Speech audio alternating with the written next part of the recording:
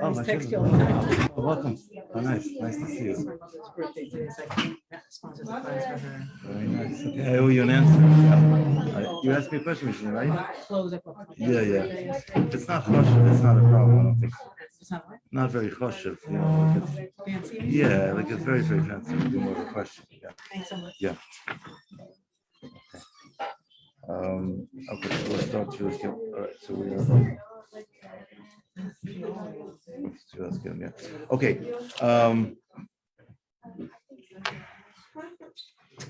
Good morning, everybody. And today we're going to start a new subject. We're on page Tzaddik, page 90. Open up your Svarim, and it's a subject about toiveling vessels, Tvilas Kalim, which I would like to spend a few moments just kind of giving us a little bit of an overview about these halachos and a bit of a background so that we can tune in accordingly and absorb the material effectively. So Tvilas Kalim is different structurally from some of the other halachas we studied. It's different than Pas Yisrael, Bishul Yisrael, Cholav Yisrael, and Gvinas Yisrael. In that Tvilas Kalim, according to many opinions, is Midoraisa, it's from the Torah.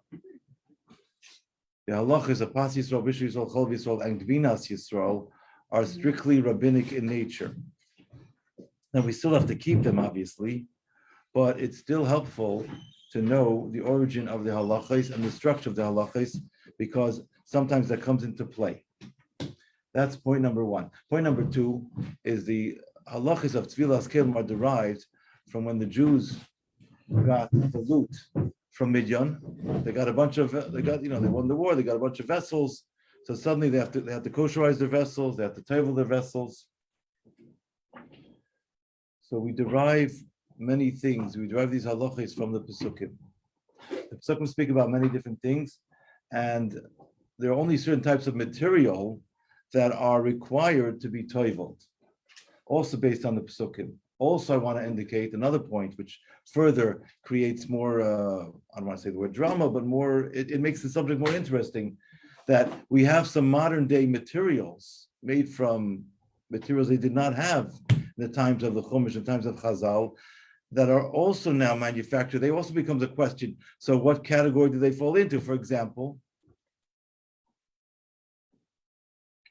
the example is, I just had a senior moment, if I can use that expression. Aluminum. So aluminum is not mentioned in the pasuk. We're going to mention the types of metal in the pasuk. Aluminum is not mentioned. But the Chachamim dashen out, because aluminum is similar to other metals, it has the same din as other metals. And then we have other composite materials. Yes, I don't have to go into all this. You know, we have quartz, we got all these countertops. There's a bunch of materials today which did not exist even 20 or 30 years ago. So the question becomes, how do you define composite materials? Okay, I just want to give you a little bit of a background. Additionally, to make life even more interesting, today, when it used to be, when I say the olden days, I mean, sort of speaking anecdotally, whatever, but you go back many, many generations, a vessel was very simple. It was made out of wood, made out of metal, that's it. They didn't have these like two-tone vessels, wood and metal, fancy designs. Maybe they did, but it wasn't that commonplace. Life was more primitive. It was more simple. Today, you can buy a vessel that has 3 different composite materials altogether. It's got metal, it's got wood, it's got designs on the outside. So there's all kinds of questions that arise from that, because we want to know, how do we define the vessel? What material do we say is the Iyar, is the main material, yes, and what's not? So these are just questions that kind of sprout forth from the subject matter at hand. Additionally, the chiyuv of Tvilas Kalim, the obligation to title vessels, is only when a vessel was owned by a non-Jew. So Lohitzi mituma sakim, to bring out from the tumah of a non-Jew, to be able to usher it into Jewish life, just like a convert travels in a mikvah. Yes. So the same way the vessel has to be immersed in a mikvah, in a kosher mikvah. But if the vessel was originally manufactured by a Jew, bought by a Jew, there's no need to tell. For example, I buy a Kiddush becher, a silver becher from Hatzorfim or whatever, whichever Jewish silver company you like, right? The one you fancy. It's made in Israel, made by a Jew, sold by a Jew, bought by a Jew. No issue, no need to tell, even though it's made out of metal, because it never had a situation where you have to be moitzi and mitumas akum. On the other hand, if you buy vessels, let's say in a store, in a department store, you buy it, from these large retailers, most likely at some point along the chain, it was owned by a non-Jew at some point. Yes, so let's say it was even manufactured by a Jewish person, but now it's being sold on Amazon, it's being sold online, or being sold whatever, or through Sears. Sears is already closed, but Target, whatever, name any chain store you like, right? Walmart, it's probably owned by some distributor who's not Jewish at some point. Most opinions maintain that if a non-Jewish person owned it, even as a distributor, meaning they're not going to actually use it, it still would generate a chi of tvila, an obligation to table. There's an opinion that says that if they just own it for the sake of distribution, doesn't require tvila. It's not the common practice. Most Rabbanim maintain that you would have to table it. So my point is that we need to get a little bit of a sense: was this ever owned by a non-Jew or not? And then we can determine whether or not it's to be tabled. So, just in summation, to determine whether or not a vessel has to be tabled, first of all, you have to determine what type of material it's made out of. For example, wooden vessels are not required to be at all. So, like a wooden cutting board, let's say, that wouldn't have to be tabled at all. And secondly, we have to determine, was it ever owned by a non-Jew at some point? If it was manufactured by a Jew, sold by a Jew, bought by a Jew, there's no issue. Now, any questions about my opening spiel over here? No, good? Do we see that aluminum is, you don't have to table it? We say you do have to table it. We say it's similar to metal. It's a type of metal. No, like the one that you can throw. Okay, so thank you for asking that question. I was actually going to cover that point at some point, but I can mention it now. So what about disposable vessels, like aluminum pans, the 9x13s? It reminds me, Erev Pesach, the stores have signs. These are the 9x13 pans your wife asked you to buy. No, they have to dumb it down for the men, buy this. But it's disposable, right? It's really meant to be thrown out. Now, what about sometimes people do reuse them? Let's say some people have the ones that have got the cupcake molds in them, and they reuse them. I've seen bakeries reuse them. And sometimes people will reuse a tinfoil pan, a disposable pan.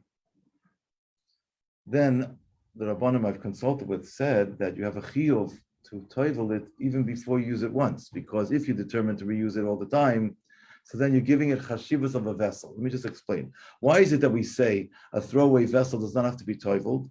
Because it doesn't have the chashivas of a vessel. When I buy my favorite drink, let's say I buy Snapple in a glass, I think it's in plastic today, but in a glass jar. I'm not buying the glass. I don't need the glass. I need a vessel to be able to hold my Snapple. I need my fix. I need to drink the best stuff on earth and pay $2.59, right? I'm convinced. But you're not really buying the vessel. So if after consuming the drink, you just throw away the glass, or whatever, you recycle it, you haven't really done anything to demonstrate any chashivas, any attachment to that vessel. Yeah. On the other hand, if I decide I'm going to reuse a tinfoil pan, disposable pans, I'm going to use it all the time, I'm saying, well, this is kosher for me. What do you mean? I can make brownies, I can make fesas, cupcakes, whatever.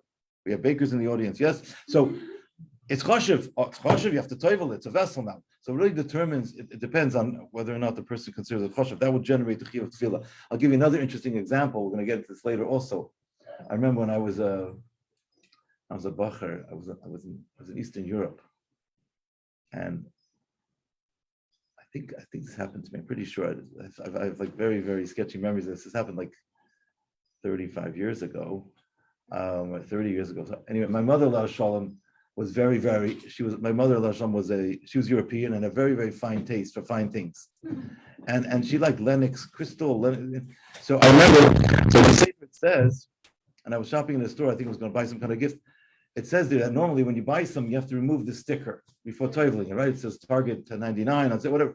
because you don't want the sticker there. It's a chatzitza. It's getting in the way. You have to remove it. You have to remove the glue. Got it. But the Rav here, they wrote this sefer, wrote a very interesting point. He said, when it comes to like a Lennox vessel, the chashivus of the vessel is the fact that it's Lennox. Oh, I paid another, 50% more, whatever it is. It's a Lennox vessel. It's chashiv. What are you talking about? It's like the insignia on the cars, right? Well, you pay more just for the brand. So it's got the insignia. So if it's a Lennox vessel, so that sticker that says Lennox on it is not a chatzitza, because on the contrary, it's there to bring out the chashivas of the vessel. So it's part of the beauty of the vessel. Therefore, you don't have to remove it. Wow. It makes sense. I mean, it's a logical, piece of train of thought, but it just shows you how to apply it. When it comes to the sticker from Target that says $10.99, of course you want to remove that. You're not advertising that, right? But when it comes to the Lennox vessel, it's Lennox, it's chashiv from the finest dimension, So it's already it's a chashivas thing. So there's a lot of very interesting things that come into play here. Okay, let's kind of look inside. Yeah. Why on the aluminum foil there is oil? Okay, well, we'll tackle that question. Why is there a hechsher on the aluminum foil? Aluminum foil itself, you're talking about the pans or the foil? Oh, Okay, there's two separate questions. I'll answer each one. We'll start with the foil. The foil itself does not require a hechsher. A lot of times the company wants a hechsher because they find it helps with their marketing, and sometimes they have other products that do require hashgacha, so they just have that thrown in, they're already getting certified. They're allowed to certify, and that's why. With regards to aluminum pans, by the way, it's a little bit different. They don't require hashgacha per se. However, because I'm in the food industry, I know this, they are coated with an oil, and it is more mahudar to, one of two things, let me say. You can either buy them with a hechsher, which is fine, or you can buy them without a hechsher, and then it's more mahudar to burn them off for like 20 seconds before using. Let me explain what I mean by that. It's not like stabbing the knife in the ground 10 times. It's a different kind of process. You take the aluminum foil pan, you turn it upside down over a flame on the stovetop. Just turn on the flame, let it sit there for 20 seconds. I can assure you, smoke will start coming out after, depending how big the flame is, 15, 20 seconds. You're burning off any type of residue that may have been there. It's more mahudar to do that if you can. If you didn't do that, the food is still kosher. If you went to your friend's house, you don't have to ask them if they did it. But if you're in a position where you can do that, it's a hiddur to do that. Be careful you don't burn yourself. And after you turn off the fire, let it sit for like a minute or two, then take a fork to flip it over, whatever, let it cool down. Okay. Actually, thin disposable pans do cool down rather quickly because they're very thin. So the air just gets right through them, and it will cool down very quickly. If it's a thick metal, it will not.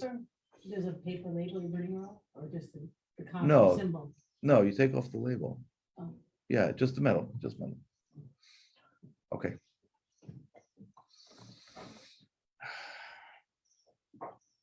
Okay, this is fun. Aleph. Just like Hashem, He separated us and He sanctified us with our food. He says, okay, boys and girls, Jewish nation here, I'm going to give you a special diet. You're a holy people, and you have to have a special diet that befits a Jewish soul, etc. Right? Well, that whole thought process, we discussed this early on in the year. Because the food that we eat becomes our flesh and blood, and etc. We have to be able to have the food done in such a way where it's going to fit our neshama. It's not going to get in the way of our neshama expressing itself freely throughout the body. So now, Hashem said certain foods are not allowed to be eaten because they defile the soul. They create traffic in the soul. They create blockages. They do not allow the soul to freely express itself throughout the body. Yes, it's causing, as you say, pekak. It's causing all kinds of traffic jams. Hashem said you can only have food that befits a Jewish nation. Hashem also said, Hashem said also the vessel that you use to prepare the food, they need an elevated form of kedusha, which is a fascinating concept. Let's pause for a moment.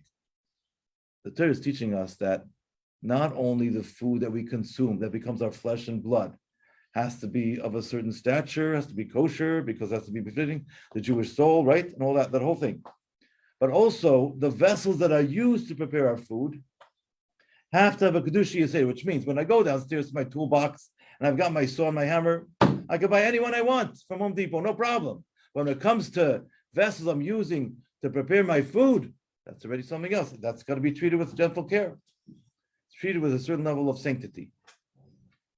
So, for example, chicken scissors that are used to cut chicken, I have to toivel, potentially. Scissors that I'm using to cut my paper for my arts and crafts project, I don't have to toivel, right?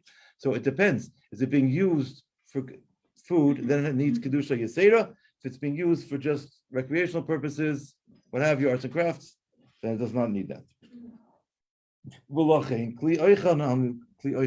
Specifically food, vessels that are used for food, that are purchased from a non-Jew. They need tevila, they need to be immersed in a mikvah in order that should go out of the tomb of a nachri, right? It should leave the tomb of a nachri, be consul to Yisrael, and be ushered in to the kedusha of a yid. Dugma scared, similar to a convert, she'anichnas kedushas Yisrael, that becomes enters into the kedusha of Yisrael through the conversion process. They become a Jewish person, a Jewess, and they get elevated through that. I did tefillah b'mikvah. This is what the Torah speaks about with regard to the Parsha of Klei Minyan. So now we see a certain parallel. Just like a convert goes through a process to be able to receive their nefesh l'kis, their neshama kedusha, right, their holy soul. So too, vessels that were manufactured or owned by a non-Jew at some point are now going to be used for food use. For a Jew, have to be elevated, the kedusha yisera, to an elevated higher level of kedusha, and they have to go through a conversion process through a mikvah. Okay, is that clear so far? And now we're going to list, and we're going to go through the psukim that serve as the basis for the teaching of how we know that there's a chiyuv of tevilah. So this is what I meant before, that most opinions say the chiyuv of tevilah is min haTorah. It doesn't explicitly say you have to tevel, but it says it's pretty clearly hinted. Okay, this is talking about the story with the Klei Midyan, the loot that they got from the Midianite war. Elazar HaKohen said to the people of the war, the army, that are coming from the war, this is the statute of the Torah, that Hashem commanded Moshe. What is it? The gold, Kesef and the silver, the copper, the iron, the tin, and the lead. 6 types of metals are listed. Notice aluminum is not listed because it did not exist in the times of the Chumash, yes? Here comes the key words. Anything that comes in contact with fire, it has to be purged and has to be kosherized with fire. So here, this pasuk is teaching us what's known as the like-to-like principle. Let me pause for a moment and elaborate. That the way in which something gets absorbed, that's how it can be purged.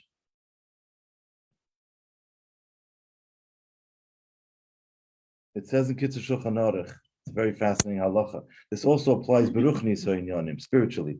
If a person's looking to rectify a misdeed they did with a certain amount of excitable energy, a certain amount of, they invested energy in the wrong place, the way to redeem that energy is to invest energy in an excitable way in Kedusha.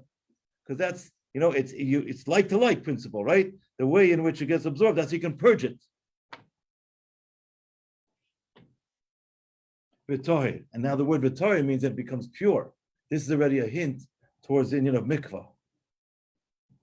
Ach b'meinida yischato, must be put into waters of sprinkling. It's also a remes to mikvah. And then it says anything that does not come in contact with fire, meaning got absorbed with water, gets purged with water. So let me say, we just said 3 things. First, let's discuss the kashrus, the kosherizing aspect of this pasuk that says that anything that gets absorbed through direct fire has to be purged through direct fire. Anything gets absorbed through boiling water is purged through boiling water. Parenthetically, it can also be something that's absorbed through boiling water, can also be purged through fire because I'm elevating the actual purging process, right? So how much more so it can come out through fire. But you cannot say that something that's absorbed through direct fire can be purged with water under ordinary circumstances. Okay, now, then the pasuk also says, Vitar ach b'mei yischata. So it says, and the vessel becomes purified in the waters of sprinkling. So it's referred, this is already a hint to the Indian of mikvah, that we also have to toivel the vessels. So there are two things happening at once here. We got vessels from the non-Jews from the clay midyon. We have to do two things now. We have to actually kosherize the vessels, and then we have to toivel the vessels, which is specifically stated in that order, because when you get vessels that are not kosher, you first have to kosherize the vessels, and then you have to toivel them. You don't toivel them first and then kosherize. You kosherize first and toivel.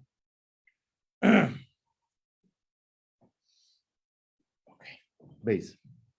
Clay midyon sheni lokhu b'nei Yisrael kishlal melchemes midyon. The vessels of midyon that the Jewish people took from the loot of melchemes midyon hayabilti re'uyim l'shimush b'nei Yisrael. They were not able to be used by the Jewish people misholish sibais for three reasons. Ha'achas shenispashlu b'hem mecholas asuris. First of all, they use these vessels to cook non-kosher food in them. So we have a problem. We have an absorption of non-kosher in this vessel, yes, in the walls of the vessel. That's problem number one, challenge.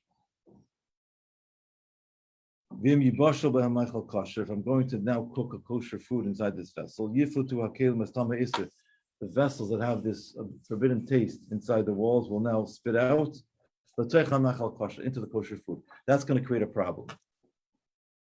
All right, that's issue number one. Issue number two, atama sheni. The second reason is we now focus on page Tzadik Aleph, the next page. The vessels were also defiled because they came in contact with dead corpses. It's going to defile the person and the food that touches it. Now today everyone's tummy tumas mess. And the Tama Shlishi, Asiba Shlishi, the third reason is any vessel that was owned by a non-Jew that came to a Jewish possession, it's not befitting that a Jew should use it. To use it for food use without it toiveling it at first. Okay, those are the three reasons. So again, reason in the center reason about Tumas Mess, we're all Tumas Mess today. It's not going to help.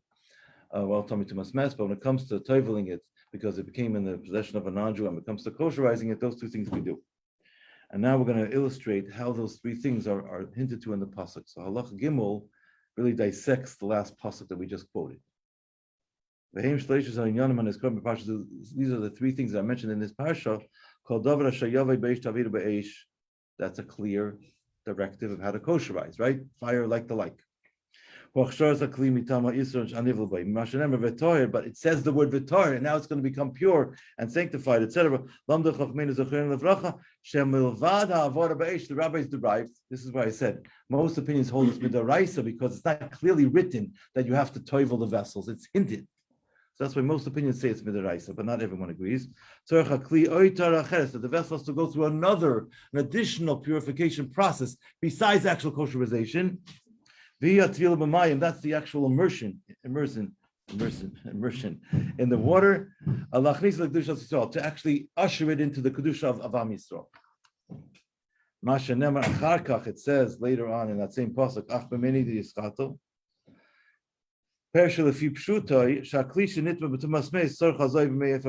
that's a reference to sprinkling of the water from the paraduma, right? To take it away from tumas mes. That the water that has the mixture of the ashes of the red heifer, those are called meinida, in order to purify from tumas mes. Ulam, however, that's one way of learning it. Ulam Rabbi Darshu, the rabbis also derive that even in these words, which is what I said earlier, it hints the mitzvah tfilas kelim, that is the shear, that is the body of water, which is 40 saw, which is the body of water that's enough for a body to immerse himself in. That's an amount of water that you need to be able to immerse a vessel, unless it's a live stream, which is different. I'm sorry, my mistake. The tefillah from Tumas Mes always needs Abraham Saw. Tefillah from other types of things from a vessel could have less than Abraham Saw if it's from a live spring of water. But today, when we do tefillah in a mikveh, it always has to be Abraham Saw, which is the amount of water that can embody a whole person. Otherwise, it won't be kosher. Okay. Now, halacha daled gets into the discussion, and hey, about the opinions whether or not it's midaraisa or midrabanan. After mitzvah tefillas kelim nichtav b'parshas chachshoras kelim, even though the mitzvah of tefillas kelim is written in the parsha about koshering vessels, in kozet mitzvah tefillas kelim. Nonetheless, despite this, the mitzvah of tefillas kelim eina tluya b'inyan chachshoras kelim is not dependent on koshering vessels. Ki afilu kelim chadoshim, even new vessels. Hakinuya minochri that are bought from a non-Jew. That were never used. So here we have another point which is very important to emphasize. Even though the laws of Tfilas Kelim are written in context of a situation where the Kelim also had to be kashered first, still, it also applies to a situation where they were brand new and they never had to be kashered because they were brand new. They were never absorbed from anything that's usher. Still, you have a chiv of tefillah. So if I buy a brand new vessel from Amazon or I buy it from whatever, Target or wherever I buy it from, doesn't matter, from a non-Jewish retailer. So it was manufactured by a non-Jew. I have to taivel it because it was never used, but I have to taivel because I still have to be able to get the kedushas yisera of ushering it into Jewish life, so to speak. It also points to, spiritually speaking, how the food that we eat is so elevated, so spiritual. We pay attention to the food, but also the vessels that we're using to prepare it. We treat it with sanctity. It's funny when I visit factories, they often say to me, "Rabbi, are you gonna bless the vessels? Are you gonna bless the equipment?" So I say, "Well, we're gonna make it kosher, and then we can make a blessing on the food made, from them." But it's a form of elevation. Yeah. How did they kosher like those whole in the factories they have like a really like big Yeah, they have big tanks in factories. It's a big challenge. So it depends. Some large tanks, which can be, just to give you context to your question, some tanks can be the size of this room. Yeah. Sometimes can be the size of this room, 3 stories high. So that depends. If those tanks are used in a hot process, if they have their own heating mechanism, which often they do not, by the way, then you could just boil it out. It could take hours to boil. But if it's just used in a cold capacity, like it's used for kavash, just it's sat there. So then often you can do what's called milavi'iroi. You can let water sit in there for 24 hours in a 3-day cycle, 3 sets of 24 hours basically, and emptying the water in between. Sometimes you can also kosherize such vessels with a spray ball of boiling hot water that's spraying all over the vessel. It's another method. But generally speaking, the smaller types of large vessels, let's say the vessels are like the size of this table, the ones that actually get hot, many times, not all times, they have their own heating capacity. So in halacha, they'd be in the category of a kli rishon. So what we do is we usually wait 24 hours. I mean, we'll have to wait 24 hours before it was kosherized. If it was used within the last 24 hours, we wait 24 hours for sure. And then we will boil it out and have the water spill over the sides and make sure all parts are properly heated, covered, and boiled. And that's how we kosherize such a vessel. It's tricky when you have a vessel that does not have its own heating capacity. Let's say it's not jacketed. Jacketed means it doesn't have any heat inside it. It receives heat. So then to have it receive heat and not hot enough to kosher is a whole process. Sometimes we have to also use what's called a steam jenny, which is a machine that spits out hot water and steam at the same time. Also hot water, not just steam by itself. We don't kosherize with steam alone.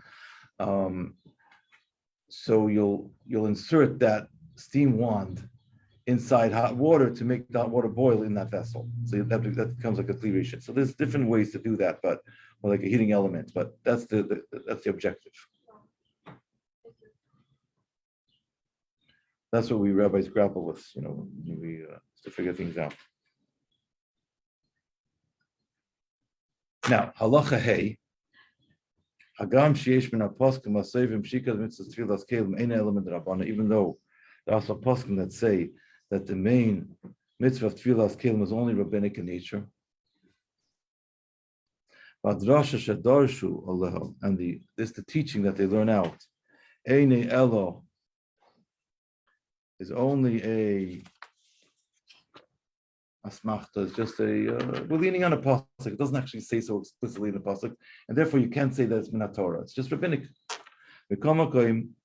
Nonetheless, das Reva Poskim, now we're on page Sadik Beis, most Poskim maintain Shetfilas Kelim min Torah. As I said earlier in the opening monologue, that most opinions say that the mitzvah of Tfilas Kelim is min Torah.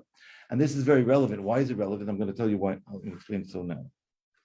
Because there's a halacha that says that a katan or a katana, a child under Barabas mitzvah, is ne'emon, is trusted when it comes to an issa d'Rabbanan, to a thing that's just rabbinic in nature. So, for example, let's say even though practically it's hard to do this today because a lot of the animals, when it comes to Chalav Yisrael, may have gone through operations, which creates a problem. They're called DA cows, those we don't use for any Chalav Yisrael operations. Well, let's say the DA cow issue was resolved. I'm allowed to have a child who's already a bardas, who already is, let's say, above the age of 10 or 11, a boy or girl, the responsible children. I'd send them with an important envelope to a neighbor, okay? They're responsible. I'm allowed to have them be the mashkiach or mashkicha when they milk from a kosher animal. They know what a cow looks like, right? And they saw the milk coming out. They saw the vessel was clean. Whatever they testified, shine. It's Chol Yisrael because it's an Issa d'Rabbanan. They're ne'eman on Yisurim d'Rabbanan. When it comes to Yisurim d'Oraisa, they're not ne'eman. So that's why you're not allowed to have a child under Barabas mitzvah, toivel, a vessel that needs tevilah, without a gadol omed al gabeim, without an adult standing and watching them. They're allowed to do the act as long as an adult is watching them, because the adult is going to affirm it happened properly. But to say I'm relying on the child's judgment from A to Z, no, I can't do that when it comes to something that's an ikam min Torah. That's why I said it's relevant to know, because if something is, according to most opinions, is min Torah, we have to be more strict when it comes to the actual tefillah. It has to be done by an adult, or an adult watching the child do so. In fact, it's a wonderful chinuch opportunity. You can teach a child that halacha, right? They find it exciting. It's fun. Let me toivel. So you say you can do it. I gotta watch whatever, etc. So this comes by. It's an opportune moment to say my favorite joke. So what do we do about these electric vessels, these urns and mices? So first of all, okay, today they already have ones that were manufactured by Jews, sold by Jews. Okay, life has become easier, but years ago wasn't like this. In the back of all these vessels, it says, warning, do not immerse in water, run risk of electric shock, injury, death, chas v'shalom, all kinds of terrible ailments. Lo yaleinu. I'm just kidding about death. I don't know, maybe, whatever it says. It's like what by the soda machine says, warning, do not rock this machine, causing so could cause injury or death, whatever. So the Jewish people, they defy nature. They immerse it anyways. And they let it sit for 3 days and it works. Because the Jewish people's survival is something that's higher than nature. So it also expresses itself when it comes to these physical matters. So we do it carefully, but we deal with it. Now, it is true there are some types of vessels, especially the ones that are like they have computer motherboards. I just know the expression. I don't know what it means. I'm not tech savvy. My children know this. My wife knows this. Whatever. But whatever. I know that it means like it's got this electronic, panel, motherboard. They call it whatever. That's gonna get like toasted, or it's gonna get like fried when you put it into the mikvah. So that's not gonna work. So that's already another issue. The contemporary poskim, they grapple with this issue. We'll learn later on, towards the end of this subject matter, that there is a heter when you have no other choice of toiveling it. It's impossible to toivel it, to gift the vessel or sell the vessel to a non-Jew and then borrow it back or buy it. Not buy it back, because if you buy it, you have to toivel it. But if it's owned by a non-Jew and it's kosher, it never was used for non-kosher, then there's no chiyuv of tefillah. Now, the downside of such an approach is because you're taking away the opportunity for a bracha, but sometimes that's the only thing that could be done. And if you remember, during COVID, when people couldn't go to mikvah, there's the mikvahs, whatever, that's what Rabban was saying to do. But anyway, yes. If you can't put like the whole machine into can you put the pieces that are gonna touch the? It's a good question. Sometimes yes. Let me explain. So there's two types of toaster ovens. You have toaster ovens where the bread goes in vertically, and there's a casing that holds the bread vertically standing up. That's attached to the toaster. That you can't toggle because you can't remove it. Rabbi Moshe Feinstein has an interesting tshuva on it. He says that doesn't even need tefillah because you're not really using it to prepare food. You're just darkening bread that's ready to eat. He has an interesting approach to that. But a regular toaster, we have a tray where you bake food in there. That tray for sure needs tefillah. But you don't have to take the whole toaster and dump it into the mikvah because that's going to be the end of that toaster. But you just have to take out the tray. It's removable, and you dump that in the mikvah. It's just metal. It's no problem. And the same would be with a George Foreman. Yes, you have some of them that have removable plates. By the way, those are the ones that I would call them Jewish friendly, because you remove the plates, you put it in the mikvah, you dry the plates, and you put them back, and you're good to go. Because that's what's touching the food. There's no chiyuv of toveling the actual coils. However, if the plates are not removable, it's all one piece, then you have to tovel everything. And that's more of a risky venture. Then you have to let it dry for 3 days and say the whole tillim. We're just kidding about the tillim, but you know what I mean. You got to pray. It's going to work. A coffee machine would be also similar to that. Some of these machines, like I said, if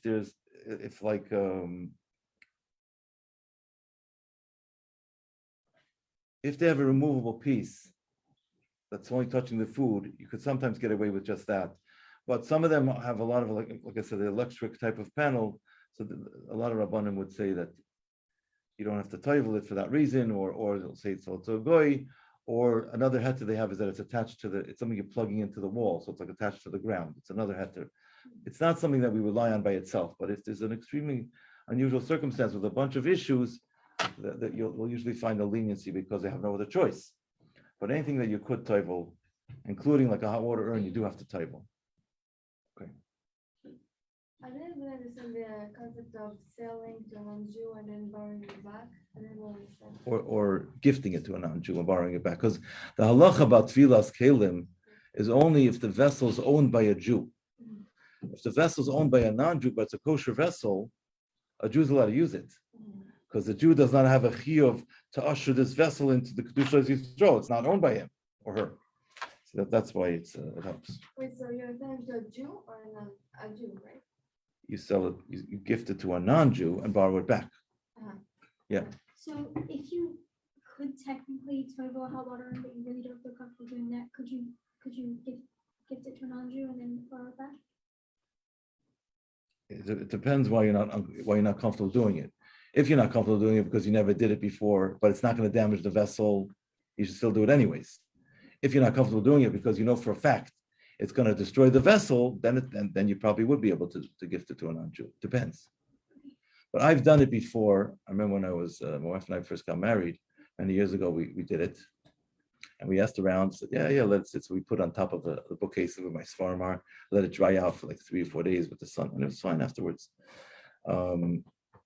We'll discuss it more at length. I'm just bringing it out there. It's a bit humorous, the Jewish people take the knife, they stab in the ground 10 times when they want to clean the blade. And they also have things that they do with the vessels. I'm waiting for Malka Levana maybe to make a TikTok on this. Jewish life at its finest. It's gonna create a little bit of a kosher Jewish entertainment. Bring a vibe. She's done the thing with putting electrical appliances in the Yeah, I'm sure she's done this. She's yeah. So. I dropped my juicer in the microwave. And it survived the trip? Yeah. Good. I had to dive in after it. Oh, okay. That's another issue. I was so nervous. Yeah. I was literally so nervous. Yeah. I dried it out for like a week. Yeah. Okay, that's another thing. Yeah. Yes. You can just gift it and you don't have to sell it. It says you can do either one. Question is which one is better. He says in the last halacha here, you have to give him a complete matana. Yeah. Gift it to them. It's mutar b'shas adchak if you have no other choice. But it's not gishmak to do that if you have no other choice. So yeah. Halacha vav. Yeah. If you sell a vessel to a non-Jew, you just have to gift it. You just have to tell them one time. Like you just have to say, I'm gifting this to you, I'm borrowing it, and that's it. yeah, they should pick it up. They should acquire it, and you can borrow it back from them, or you could sell it to them for if you want to. Either way. Now, halacha vav gets into mysticism. I don't have time to actually get into halacha at length, but there's a myth out there that says I'm allowed to use a vessel that requires tevila one time without toiveling it. It's not true. A vessel that has a chi of tevila, yes, it needs to be toivel before I use it. Period. This that we say that a vessel that I'm using one time doesn't need tefillah is only referring to a throwaway vessel that I'm only going to use one time. It's a big difference here.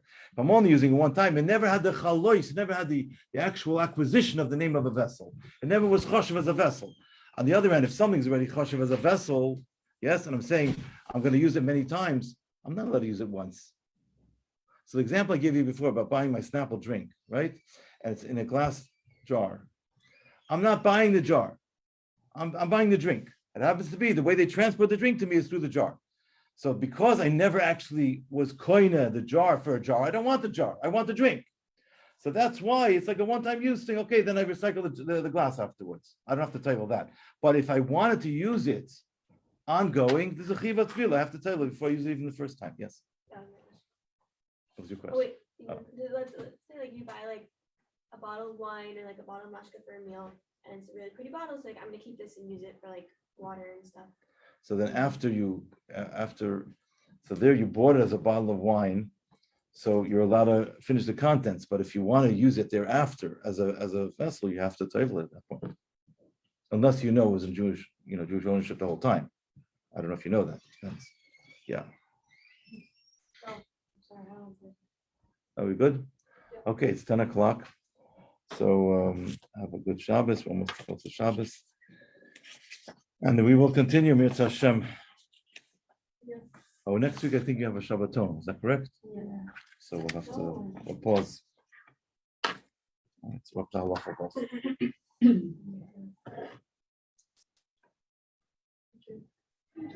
You're welcome. Halacha both. Okay, sure.